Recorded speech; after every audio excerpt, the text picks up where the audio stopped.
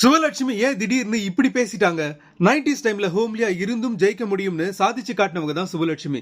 தமிழ், மலையாளம், பெங்காலின்னு பல மொழிகள்ல சில படங்கள்ல மட்டுமே நடிச்சாலும் ரசிகர்கள் மனசுல இன்றளவும் சிம்மாசனம் போட்டு உட்கார்ந்திருக்காங்க. அதிலும் தமிழ்ல இவங்க நடிச்ச ஆசை, லவ் டுடே, கோகுலத்தில் சீதை, ஏழையின் சிரிப்பில் உள்ளிட்ட படங்கள் வேற லெவல் ஹிட் ஆச்சு. No glamour, no kissing scene சொன்ன இவங்க நிறைய பேர் வற்புறுத்தியும் சொந்த பெயரை சினிமாவுக்காக மாத்தாமலேயே சுவலட்சுமி அப்படிங்கிற பெயரோட நடிச்சாங்க. சினிமாவை தொடர்ந்து சீரியலும் நடிச்ச அவங்க ஸ்வகாடோ பானர்ஜியை கல்யாணம் செய்துகிட்டு சினிமாவுக்கு குட் பை சொல்லி கணவரோட தொழில் காரணமா பல்வேறு நாடுகளுக்கு ரவுண்ட் அடிச்சிட்டு இருக்காங்க. இந்த நிலையில சுவலட்சுமி ஒரு இன்டர்வியூல பேசும்போது, நான் நடிச்ச முதல் படமே மிகப்பெரிய வெற்றி அடைஞ்சது, இருந்தாலும் சினிமாவை விட்டு சட்டம் படிக்க போறியன்னு பலரும் என்ன பார்த்து கேட்டாங்க. நடிப்பை விட சினிமாவை விட படிப்பு ரொம்ப முக்கியம்னு எனக்கு ஸ்ட்ராங்கா தோணுச்சு. இப்ப சட்டம் படிச்ச பொண்ணா இந்த உலகத்தை பார்க்கும்போது பல பெண்களும் இன்னும் படிக்காம பொருளாதாரத்துல இன்னொருத்தரை நம்பி வாழ்றாங்க.